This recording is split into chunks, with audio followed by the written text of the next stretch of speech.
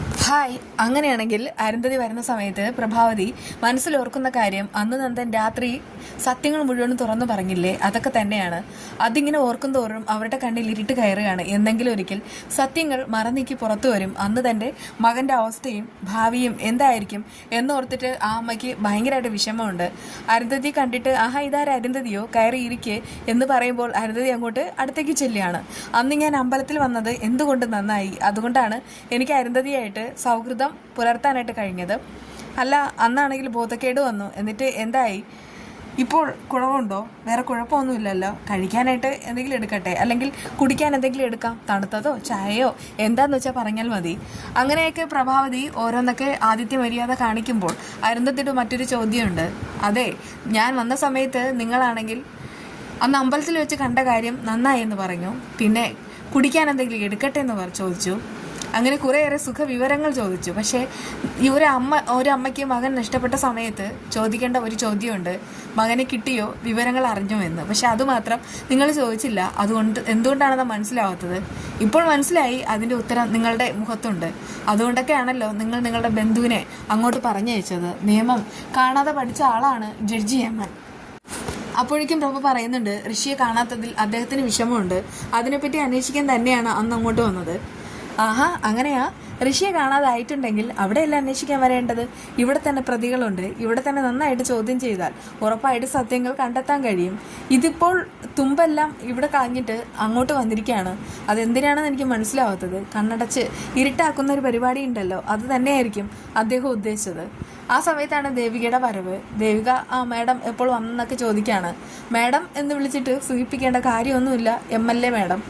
ഞാൻ വന്നത് നന്ദുവിനെ കാണാനാണ്. പ്രഭാവതി പറയുന്നുണ്ട്, നന്ദു ഇവിടെ ഇല്ല. നന്ദു ഇവിടെ ഉണ്ടെന്ന് നിങ്ങളുടെ കണ്ണുകൾ പറയുന്നുണ്ട്. നന്ദു ഇവിടെ മുകളിലുണ്ട്. എനിക്ക് നന്ദുവിനെ കാണണം. എൻ്റെ മകനെ അവൻ എന്താ ചെയ്തതെന്ന് അറിയണം. അറിഞ്ഞേ പറ്റൂ. ചോദിക്കാതെ ഞാൻ പോകില്ല എന്നൊക്കെ ഇങ്ങനെ പറയാണ്. ആ സമയത്ത് ദേവിക പറയുന്നുണ്ട്, മാഡം പ്രശ്നങ്ങളൊന്നും ഉണ്ടാക്കരുത്, പൊക്കോളൂ, ഞങ്ങൾക്കൊന്നും അറിയില്ല. MLA എന്ന് നോക്കില്ല, ഞാൻ പല്ലടിച്ച് താഴേക്കിടും. അതുകൊണ്ട് എനിക്ക് നന്ദുവിനെ കാണാനുള്ള അവസരം ഒരുക്കി തരണം, തന്നേ പറ്റുമെന്ന് പറഞ്ഞിട്ട് അവിടെ കിടന്ന് പ്രഭാവതിയുടെ വഴക്ക് കൂടുകയാണ്. ആ സമയത്ത് ദേവിക പ്രഭാവതിയോട് ചോദിക്കുന്നുണ്ട്, നന്ദു ഇവിടെ ഉണ്ടോ അമ്മയെന്ന്. മുകളിലേക്ക് നോക്കുന്ന പ്രഭാവതി ഒരു ക്ലൂ കൊടുക്കുന്നുമുണ്ട്. നന്ദു ഇവിടെ ഉണ്ട് മാഡം, അമ്മ ഇവിടെ നിന്നാൽ മതി, ഞാൻ മാഡത്തെ കൊണ്ടുപോകാമെന്ന് പറഞ്ഞിട്ട് അവളാണെങ്കിൽ അവളുടെ ജോലി ഭംഗിയായിട്ട് കൈകാര്യം ചെയ്യാണ് കേട്ടോ. പ്രഭാവതി ആണെങ്കിൽ ആകെ ബ്ലിങ്ക്സ് ആയിട്ട് നിൽക്കുകയാണ്. ഇനി എന്ത് ചെയ്യും എന്ന് ഓർത്തിട്ട് അവർക്കാകെ ടെൻഷനുണ്ട്. അങ്ങനെ അരുന്ധതി ദേവികയും മുകളിലേക്ക് പഴുതെല്ലാം അടച്ചിട്ടാണല്ലോ അവർ മുകളിലേക്ക് ചെല്ലുന്നത്. അതുകൊണ്ട് തന്നെ ഒട്ടും പ്രതീക്ഷിക്കാത്ത ആൾക്കാർ മുകളിലെത്തുന്ന സമയത്ത് നന്ദനാണെങ്കിൽ ചാടി എഴുന്നേൽക്കാണ്. അപ്പോഴേക്കും മകൻ എവിടെയാണ്, തിരോധാനത്തെ പറ്റി തന്നെയാണ് അരുന്ധതിക്ക് ചോദിക്കാനുള്ളത്. നന്ദനാണെങ്കിൽ ആകെ ഷോക്കായിട്ട് നിൽക്കുന്നുമുണ്ട്. ആ സമയത്ത് ദേവികയും കൂടെ തന്നെയുണ്ട്. നീ അറിയാതെ ഒന്നും സംഭവിക്കില്ല. നിന്റെ അമ്മയായിട്ട് എൻ്റെ മകൻ്റെ ജീവിതം ഒരിക്കൽ തകർത്തു. നീയായിട്ട് എൻ്റെ മകനെ ഇല്ലാതാക്കിയെന്ന് എനിക്ക് തോന്നണേ. എനിക്ക് എൻ്റെ മകനെ വേണം, കിട്ടണം, കിട്ടിയേ തീരൂ. നീ അറിയാതെ ഒന്നും സംഭവിക്കില്ലടാ എന്നൊക്കെ ഇങ്ങനെ പറഞ്ഞിട്ട് അവരവിടെ കിടന്ന് ഭയങ്കരമായിട്ട് ദേഷ്യപ്പെടുകയാണ് കേട്ടോ. പക്ഷേ ആ സമയത്തൊക്കെ നന്ദനാണെങ്കിൽ ഇങ്ങനെ സത്യങ്ങളെല്ലാം തുറന്ന് പറയാൻ വേണ്ടി വരുന്നുമുണ്ട്. പക്ഷേ അവിടേക്ക് ദേവിക വരുന്നതുകൊണ്ട് തന്നെ അവളാണെങ്കിൽ പറയുന്നുണ്ട്, മാഡം എന്തിനാണ് നന്ദനെ ഭീഷണിപ്പെടുത്തുന്നത്. ആ സമയത്ത് അവർ പറയാണ്, എല്ലാം കൂടെ നീയും കൂടെ അറിഞ്ഞിട്ടാണ് ഈ കാര്യങ്ങളൊക്കെ ഇങ്ങനെയാണെന്ന് മനസ്സിലായി. പിന്നെ എല്ലാം അറിയാവുന്ന ഒരാൾ, അതായത് ഒരു ജഡ്ജി നിങ്ങളുടെ കയ്യിലുള്ളതുകൊണ്ടാണ് നിങ്ങളൊക്കെ ഇങ്ങനെ സേഫായിട്ട് നിൽക്കുന്നത്. അതും എനിക്കറിയാം. പക്ഷേ ഞാൻ ഈ ലോകത്തെ ഏറ്റവും കൂടുതൽ സ്നേഹിച്ചിരുന്ന എൻ്റെ മകനെയാണ്. എനിക്ക് അവനെ വേണം. നീ എന്തോ ചെയ്തതാ, മര്യാദയ്ക്ക് താ എന്നൊക്കെ ഇങ്ങനെ പറയുമ്പോൾ നന്ദൻ സത്യം തുറന്നു പറയും എന്നുള്ള ഒരു അവസ്ഥയിൽ എത്തുന്ന സമയത്ത് ദേവിക ഇങ്ങനെ പറയരുതേ എന്നിങ്ങനെ കണ്ണുകൊണ്ട് ആംഗ്യം കാണിച്ചിട്ട് നന്ദനെ നിർബന്ധിക്കുന്നു. എന്നിട്ട് പറയുന്നുണ്ട്, ഋഷിയെ അറിയാമെങ്കിൽ ഋഷി എവിടെയുള്ളതെന്ന് ഒന്ന് പറഞ്ഞു കൊടുക്കാവോ, ഋഷിയെപ്പറ്റി എന്തേലും അറിയാവോ. നന്ദൻ ആ സമയത്ത് ദേവികയുടെ മുഖത്ത് നോക്കുമ്പോൾ പറയരുതെന്ന് ആംഗ്യം കാണിക്കുന്നതുകൊണ്ട് തന്നെ അവൻ ഇങ്ങനെ, ഇല്ല മാഡം എനിക്കൊന്നും അറിയില്ല, എന്നെ വെറുതെ വിടണം എന്ന് പറഞ്ഞിട്ട് തൊഴു കൈയോടുകൂടെ നിൽക്കുകയാണ്. അരുന്ധതി പറയുന്നുണ്ട്, ഇതൊക്കെ ഒരു നാടകമാണെന്ന് എനിക്കറിയാം, എല്ലാം നിങ്ങൾക്ക് എല്ലാവർക്കും അറിയാം, എന്നിട്ട് എന്നിൽ നിന്ന് സത്യങ്ങൾ മറച്ചു വയ്ക്കുകയാണ്. ഇത് ഇവിടെ കൊണ്ട് തീരില്ല എന്ന് എന്തായാലും ഞാൻ നോക്കട്ടെ എന്നൊക്കെ പറഞ്ഞിട്ടാണ് അവർ താഴേക്ക് പോകുന്നത്. ചില സമയങ്ങളിൽ അരുന്ധതിയുടെ മനസ്സിടറുന്നു, കാലിടറുന്നു. കാരണം സത്യം മുഴുവനും അറിയാം. എന്നിട്ടും ആ ഋഷിക്ക് വേണ്ടിയിട്ട് അവരവിടെ കിടന്ന് നാടകം കളിക്കുകയാണ്. താഴേക്ക് വരുമ്പോൾ പ്രഭാവതി കൈകൾ കൂട്ടിപ്പിണച്ച് കഴിക്കുകയും നിവർത്തുകയും ഒക്കെ ചെയ്യുന്നത് അരുന്ധതി കാണുകയാണ്. ആ സമയത്ത് അരുന്ധതിക്ക് ഒരു കുറ്റബോധമുണ്ട്. അരുന്ധതി ഇങ്ങനെ നോക്കി നിൽക്കുകയാണ്. തൻ്റെ മകൻ കാരണമാണ് ഇങ്ങനെയൊക്കെ സംഭവിക്കുന്നത് എന്നൊക്കെ അറിയാം. പക്ഷെ എന്ത് ചെയ്യാൻ, ആ ഋഷിയുടെ സ്വഭാവം അറിയാമെന്നുള്ളത് കൊണ്ട് തന്നെ ഒന്നും കൂടുതലായിട്ട് പറയാനും കഴിയില്ല. പക്ഷെ വീണ്ടും അടുത്തേക്ക് വന്നിട്ട് നിന്റെ മകനെ ഞാൻ കണ്ടു, അവൻ പക്ഷെ സമർത്ഥമായിട്ട് കാര്യങ്ങൾ വളച്ചൊടിക്കുകയാണ്, അവനൊന്നും അറിയില്ലെന്നാ പറയണേ.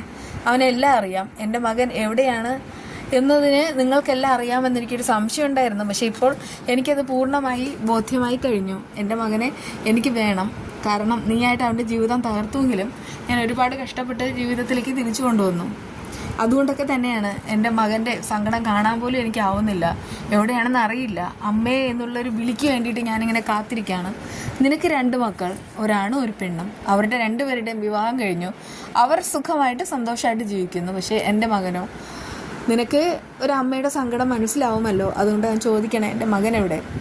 പിന്നെ നിങ്ങളുടെ ജഡ്ജി വന്നിട്ട് എന്നോട് ഒരു ഓഫർ വെച്ചിരുന്നു, പ്രധാനമന്ത്രിക്ക് കത്തയക്കാമെന്ന്. അങ്ങനെ കത്തയക്കണം എന്നുണ്ടെങ്കിൽ എനിക്ക് ആരുടെയും സഹായം ആവശ്യമില്ലല്ലോ. ഒരു പേനയും പേപ്പറും മാത്രം മതി, അല്ലെങ്കിൽ ഒരു മെയിൽ അയക്കാം. പക്ഷെ ഇതുവരെ ഞാൻ ഒന്നും ചെയ്തിട്ടില്ല. എൻ്റെ മകൻ തിരിച്ചു വരും എന്നിങ്ങനെ മനസ്സിൽ ഉറപ്പിച്ച് നടക്കുകയാണ്. പക്ഷെ ഇപ്പോൾ നിങ്ങളുടെയൊക്കെ മുഖം കാണുമ്പോൾ എന്തോ എനിക്ക് വല്ലാത്ത പേടി തോന്നുകയാണ്. എൻ്റെ മകൻ എവിടെ പ്രഭാവതി? ഒന്ന് പറയാവോ? ആ സമയത്ത് പ്രഭ ഒന്നും മിണ്ടുന്നതുമില്ല. അപ്പോഴേക്കും അരുന്ധതി പറയുന്നുണ്ട്, എനിക്കറിയാം ഇനി ഇവിടെ നിന്നിട്ട് കാര്യമല്ല എന്ന്. ഞാനിനി നിയമത്തിന് മുന്നിലേക്ക് പോവാം. അവിടെ പോയിട്ട് കാര്യങ്ങളെല്ലാം ഒന്നുകൂടെ അവതരിപ്പിക്കും. എൻ്റെ മകനെ കണ്ടെത്തി തരാമെന്ന് ഇവിടുത്തെ MLA വാക്ക് തന്നിട്ടുണ്ടായിരുന്നു. പക്ഷെ എന്ത് ചെയ്യാൻ, MLAയുടെ ആൾക്കാരാണ് പ്രതികൾ. അതുകൊണ്ട് MLA അവർക്ക് സൈഡ് നിൽക്കുകയാണ്. പിന്നെ ഇപ്പോഴത്തെ MLAയും മുൻ MLAയും ഈ വീട്ടിൽ തന്നെ ഉള്ളതുകൊണ്ട് എനിക്ക് നിയമം വൈകുമായിരിക്കും. പക്ഷേ എന്നെങ്കിലും ഒരിക്കൽ സത്യങ്ങൾ തെളിയുമ്പോൾ എനിക്ക് എൻ്റെ മകനെ തിരിച്ചു കിട്ടും. അല്ലെങ്കിൽ എൻ്റെ മകൻ എന്താ സംഭവിച്ചതെന്ന് തെളിയും. ആ ഒരു ദിവസത്തിന് വേണ്ടിയിട്ട് മാത്രമാണ് ഞാനിപ്പോൾ കാത്തു നിൽക്കുന്നത്. നിങ്ങളോടൊക്കെ ഞാൻ എന്ത് ദ്രോഹം ചെയ്തിട്ടാണ് നിങ്ങളൊക്കെ എല്ലാവരും ചേർന്നിട്ട് എന്നെ എങ്ങനെ ക്രൂശിക്കുന്നത്? എനിക്കാരുമില്ല. കാത്തിരിക്കാനോ പ്രതീക്ഷിക്കാനോ ജീവിതത്തിൽ മറ്റൊന്നും തന്നെയില്ല. എനിക്കെൻ്റെ മകൻ മാത്രമേ ഉള്ളൂ. അവനെ കാണാതായിരിക്കുന്നത്. ഇനി ഞാൻ ആരോട് പോയി ചോദിക്കാൻ? എന്തായാലും ഇത്രയും സംഭവിക്കുമെന്ന് ഞാൻ കരുതിയതേയില്ല. എത്ര നാളായി എൻ്റെ മോനെ കണ്ടിട്ട് ഒരറിവുമില്ല. ഇതിൻ്റെ എല്ലാത്തിൻ്റെ പിന്നിൽ നിങ്ങളാണെന്നുള്ളത് എനിക്ക് പൂർണ്ണമായി ബോധ്യപ്പെട്ട് കഴിഞ്ഞു. പക്ഷെ എന്തു ചെയ്യാൻ, ആരും എന്നെ സഹായിക്കാനായിട്ടില്ല. ഈ ഒരു അവസരത്തിൽ ഒരു അമ്മയുടെ സങ്കടവും കണ്ണുനീരും എന്താണെന്ന് പ്രത്യേകിച്ച് പറഞ്ഞു തരേണ്ട കാര്യവുമില്ല. എൻ്റെ പ്രാക്ക് എന്ന് പറയുന്നത് അത് നിങ്ങളുടെ തലയിലുണ്ടാവും. ആ പ്രാക്ക് എന്നായാലും ഫലിക്കുകയും ചെയ്യും. ഇപ്പോഴീ മൂടി വെച്ച സത്യങ്ങളെല്ലാം തന്നെ പുറത്തു വരുന്ന ആ ഒരു നിമിഷം, അതിനായിട്ടാണ് ഞാൻ ഇപ്പോൾ ജീവനോടെ ഇരിക്കുന്നത് തന്നെ. അല്ലെങ്കിൽ ഞാനും എന്തെങ്കിലുമൊക്കെ ചെയ്തേനെ. പക്ഷേ എനിക്കെൻ്റെ മകനെ കാണാനും അമ്മയെന്നുള്ള വിളി കേൾക്കാനും ഞാൻ ആഗ്രഹിക്കുന്നുണ്ട്. അതുകൊണ്ടാണ് ഞാനിങ്ങനെ ഓടിപ്പിടഞ്ഞ് നടക്കുന്നത്. ഇനിയിപ്പോൾ നിങ്ങളുടെ ആരുടെയും സഹായം ഇല്ലാതെ എന്താ ചെയ്യേണ്ടതെന്നൊക്കെ അറിയാമെന്നൊക്കെ പറഞ്ഞിട്ട് അരുന്ധതി ഭയങ്കരമായിട്ട് സങ്കടപ്പെടുകയാണ് കേട്ടോ. പക്ഷേ അവർ കാണിക്കുന്നതാണ് കള്ളത്തരം. ആദ്യം ആ കള്ളത്തരം മുഴുവനും പൊളിയണം. അരുന്ധതിയെ ഈ പ്രഭാവതി തന്നെ ചോദ്യം ചെയ്യുന്ന ആ ഒരു ദിവസം വന്നെത്തും. അന്നാണ് അടിപൊളി. എന്തായാലും വരും വിശേഷമായി കാണാം. ബൈ.